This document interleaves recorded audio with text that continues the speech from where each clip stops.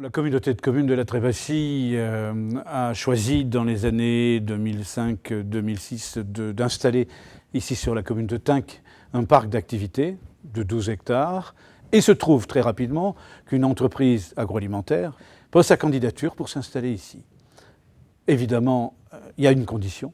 La condition, c'est d'avoir l'alimentation en gaz. Normalement, dans un cas classique, c'est GRDF qui prend l'intégralité des investissements à sa charge et qui se rémunère sur les recettes d'acheminement. Le petit souci ici sur la commune de Tinques, c'est qu'il manquait un tout petit peu d'argent pour pouvoir rentabiliser cet investissement. Nous avons pu, grâce à la FDE, entrer dans une démarche qui permettait effectivement d'envisager une étude sérieuse, technique.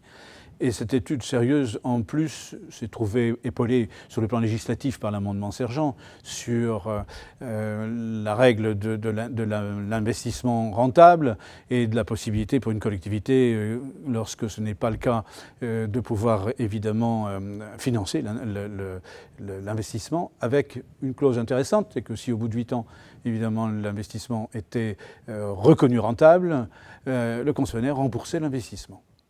Donc, nous étions dans un cadre favorable et nous sommes tournés vers la FDE qui, en 2009, nous a permis de signer une convention entre la FDE, la communauté de communes de la Trébassie et les entreprises. Et donc, la communauté de communes de la Trébassie et la Fédération départementale de l'énergie du Pas-de-Calais ont, j'allais dire, préfinancé cet investissement pour permettre la réalisation immédiate de l'extension de réseau permettant d'alimenter l'industriel qui, depuis, s'est largement développé. Si la FDE n'avait pas été à nos côtés, nous n'aurions jamais eu les facteurs d'accueil, les éléments d'accueil de toute activité industrielle.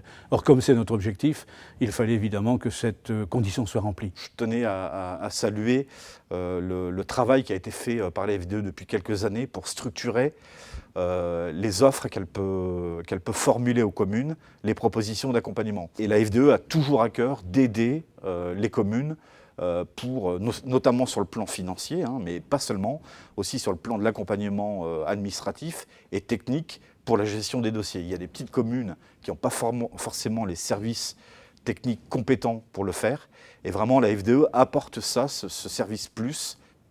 La FDE est aujourd'hui le partenaire en termes d'ingénierie, en termes d'analyse, en termes de préconisation, en termes d'anticipation et d'évaluation, vraiment le garant d'une politique concrète, performante et surtout démontrée.